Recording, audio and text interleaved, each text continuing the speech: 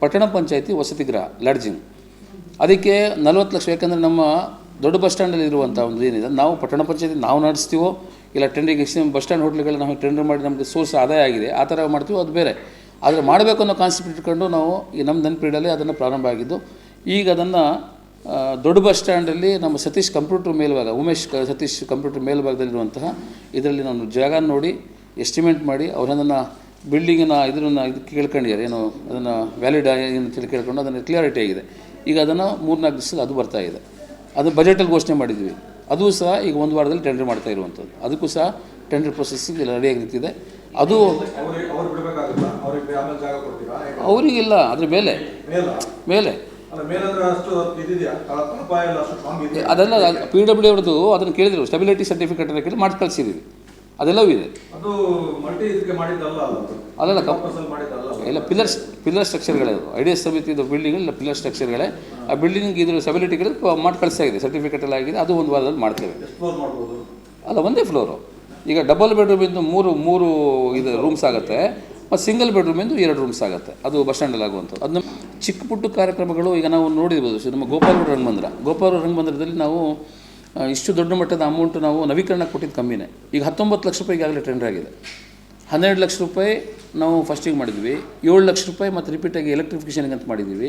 ಮತ್ತು ಮೊನ್ನೆ ಸಹ ಲೈಟಿಂಗ್ಸ್ ವ್ಯವಸ್ಥೆಗೆ ಅಂದರೆ 1 ಲಕ್ಷ ರೂಪಾಯಿ ಕೊಟ್ಟಿದ್ವಿ. ಟೋಟಲಿ 21 ಲಕ್ಷದ ವರ್ಕನ್ನು ನಾವು ಈ ವರ್ಷ ಮಾಡಿರುವಂಥದ್ದು. ಅಂದರೆ ಬಜೆಟಲ್ಲಿ ಘೋಷಣೆ ಆದ ನಂತರ ಮಾಡಿರುವಂಥದ್ದು. ಅದು ಇದ್ರ ಜೊತೆಯಲ್ಲಿ ನಮ್ಮ ಚಿಕ್ಕ ಪುಟ್ಟ ಕಾರ್ಯಕ್ರಮಗಳು ಅಂಬೇಡ್ಕರ್ ಭವನಲ್ಲಿ ನಡೀತಾ ಇತ್ತು. ಅಲ್ಲಿ ಕೆಲವು ಚಿಕ್ಕ ಪುಟ್ಟ ಕಾರ್ಯಕ್ರಮಗಳಾದಾಗ ಬಡವರಿಗೆ ಒಂದು 3,000 ಕೊಡ್ತಾಯಿದ್ವಿ ನಾವು. ಅಲ್ಲಿ ನೋಡಿದ್ರೆ ಒಂದು ಊಟದ ವ್ಯವಸ್ಥೆ ಇರಲಿಲ್ಲ, ಕ್ಲೀನಿಂಗ್ ಇಲ್ಲ. ಅದನ್ನು ನಾವು 2 ಲಕ್ಷ ರೂಪಾಯಿ ಹೋದ ಕೌನ್ಸಿಲಲ್ಲಿ ಮಾಡಿದ್ವಿ. ಈಗ ಪ್ರೆಸೆಂಟು ಟೋಟಲಿ ಮೇಲ್ಭಾಗದಲ್ಲಿ ಬಿಲ್ಡಿಂಗು ಲೀಕೇಜ್ ಆಗೋದು ಉಳಿಬೇಕಂದ್ರೆ ಊಟ ಗೀಟ ಬಡಿಸ್ಲಿಕ್ಕೆ ಮಾಡಲಿಕ್ಕೆ ಆಗ್ಬೇಕಂದ್ರೆ ಚಿಕ್ಕ ಕಾರ್ಯಕ್ರಮ ಮಾಡಲಿಕ್ಕೆ ಅನುಕೂಲ ಆಗ್ತದೆ. ಪಟ್ಟಣ ಪಂಚಾಯತಿಗೆ ಆದಾಯ ಅಂತ ದೃಷ್ಟಿಕೊಂಡು ಇಟ್ಕೊಂಡು ಎಂಟ್ರಿಫೈಸಸ್ ಫಂಡಲ್ಲಿ 19 ಲಕ್ಷ ರೂಪಾಯಿದಷ್ಟು ಉಂಟಲ್ಲ, ಅದನ್ನು ಈಗ ಟೆಂಡ್ರಿಗೆ ರೆಡಿ ಮಾಡ್ಕೊಂಡಿದ್ದೀವಿ. ಈಗ ಅದು ಅನುಮೋದನೆ ಸಿಕ್ಕಾಗಿದೆ DCಯಿಂದ. ಅದು ಈಗ 1 ವಾರದಲ್ಲಿ ಮನಸ್ಸು ಮಾಡಿ ಟೆಂಡರ್ ಮಾಡ್ಕೊಬೋದು. ಇಷ್ಟು ಕಾಮಗಾರಿ ಇದ್ರ ಜೊತೆಯಲ್ಲಿ ಮತ್ತು ನಾವು ಬಜೆಟ್ ದೊಡ್ಡ ಘೋಷಣೆಗಳ ಪೈಕಲ್ಲಿ ಹೇಳಿದ್ವಿ, ಏನು ತುಂಗಾ ತೀರವನ್ನು ನಾವು ಪ್ರವಾಸಿ ಸ್ಥಳವಾಗಿ ಮಾಡ್ತೀವಿ ಅಂತ ಹೇಳಿ. ಮತ್ತೊಂದು ಹೇಳಿದ್ವಿ, ಹಿಂದೂ ರುದ್ರಭೂಮಿ, ಮುಸ್ಲಿಮ್ಸ್ ಕಬ್ರಸ್ಥಾನ ಹಾಗೂ ಕ್ರಿಶ್ಚಿಯನ್ ಕಬ್ರಸ್ಥಾನಗಳಿಗೆ ಹೈಮಸ್ಸನ್ನು ಅಳವಡಿಸ್ತೀವಿ ಅಂತ ಹೇಳಿದ್ವಿ. ನಗರೋತ್ಥಾನದಲ್ಲಿ ಒಂದು ಕೋಟಿ ರೂಪಾಯಿಗೆ ಏನು ಟೆಂಡರ್ ಮಾಡಿಸಿದ್ವಿ. ಈಗ ಈ ವರ್ಷ ಟೆಂಡರ್ ಆಗಿದೆ. ಈಗ ಟೆಂಡರ್ ಆಗಿ 4 ತಿಂಗಳು ಆಗೋಗಿದೆ. ಈ 5 ತಿಂಗಳಲ್ಲಿ ಟೆಂಡರ್ ಪೂರ್ತಿ ಫಿನಿಶ್ ಆಗಿದೆ. ಅವ್ರು ಬಂದು ನೋಡ್ಕೊಂಡು ಆಗಿದೆ, ವರ್ಕ್ ಆರ್ಡರ್ ಕೊಟ್ಟಾಗಿದೆ, ಎಲ್ಲವೂ ವಿಷಯ ಮಾಡಿ ವರ್ಕ್ ಆರ್ಡರ್ ಕೊಟ್ಟಾಗಿದೆ. ನಾಳೆ ಬೇಕಾದರೂ ಆ ಕಾರ್ಯಕ್ರಮ ರೂಪಿಸ್ಬೋದು. ಆದರೆ ಮಳೆ ಅನ್ನೋ ಕಾರಣಕ್ಕೆ ಅದು ಪೆಂಡಿಂಗ್ ಆಗಿರುವಂಥದ್ದು. ಅದು ಒಂದೆರಡು ತಿಂಗಳು ಮಳೆ ಕಮ್ಮಿ ಆಗ್ತಿದ್ದಂಗೆ ತೊಗೊಂಡು ಹೈಮಸ್ಗಳನ್ನು 3 ಹಿಂದೂ ರುದ್ರಭೂಮಿ ಹಾಗೆ ಮುಸ್ಲಿಮ್ಸ್ ಕಬ್ರಸ್ಥಾನ ಕ್ರಿಶ್ಚಿಯನ್ ಕಬ್ರಸ್ಥಾನಕ್ಕೆ 3 ಹೈಮಸ್ಗಳನ್ನು ಹಾಕುವಂಥದ್ದು ಈಗ ಪಟ್ಟಣ ಪಂಚಾಯತಿ ಅದನ್ನು ಕ್ರಮ ಕೈಗೊಂಡಿದೆ. ಅದನ್ನು ಮತ್ತೇನು ಲೆಂತಿ ಪ್ರೊಸೆಸ್ ಇಲ್ಲ, ಎಲ್ಲವೂ ಫಿನಿಶ್ ಆಗಿ ಹಾಕೋದೊಂದೇ ಬಾಕಿ ಇರುವಂಥದ್ದು. ಮತ್ತು ಅದ್ರ ಜೊತೆಯಲ್ಲಿ 14 ಸ್ಟ್ರೀಟ್ ಲೈಟ್ಗಳನ್ನು ನಾವು ನಗರೋತ್ಥಾನದಲ್ಲಿ ಲಾಸ್ಟ್ ಟೈಮ್ ಪ್ರಪೋಸಲ್ ಆಗಿತ್ತು. ಇದು 2022-23 ಪೆಂಡಿಂಗ್ ಇದ್ದಂತಹ 1 ಕೋಟಿ ಅನುದಾನ ಪೆಂಡಿಂಗ್ ಇತ್ತದು. ಆ ಪೆಂಡಿಂಗ್ ಇದ್ದಿದ್ದ ಅನುದಾನವನ್ನು ಮತ್ತೆ ರೀಟೆಂಡರ್ ಯಾಕಂದರೆ ಟೆಂಡರ್ ಮಾಡಿದಂಗೆ ಯಾರು ಬರೋದಿಲ್ಲ ಇತ್ತು.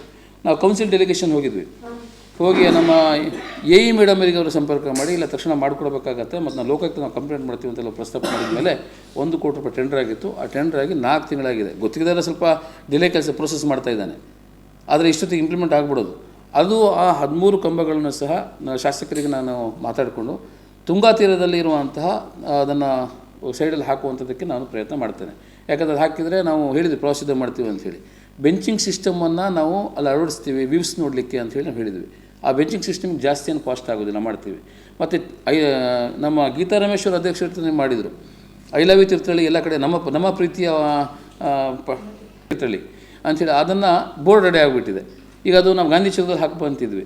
ಈಗ ಅದ್ರ ಜೊತೆಯಲ್ಲಿ ಅಶೋಕ ಸ್ತಂಭವನ್ನು ನಾವು ಲಾಸ್ಟ್ ಟೈಮ್ ಇಲ್ಲಿತ್ತು ಗಾಂಧಿ ಚೌಕದಲ್ಲೇ ಹಾಕಬೇಕಂತ ತೀರ್ಮಾನ ಮಾಡಿದ್ವಿ. ಅದಕ್ಕೆ ನಾವು 3-4 ಜನರಿಗೆ ಕರೆದು ಹೇಳಿದ್ವಿ 15th ಒಳಗೆ ಹಾಕ್ಲಿಕ್ಕಾಗತ್ತೆ ನೋಡಪ್ಪ ಅಂಥೇಳಿ. ಅದು ಆದರೆ ಸಹ ಅದನ್ನು ಅಶೋಕ ಸ್ತಂಭನೂ ಕೂಡ ಗಾಂಧಿ ಚೌಕದಲ್ಲಿ ಹಾಕುವಂಥ ಕಾರ್ಯಕ್ರಮ ಪಟ್ಟಣ ಪಂಚಾಯತಿ ಮಾಡ್ತದೆ.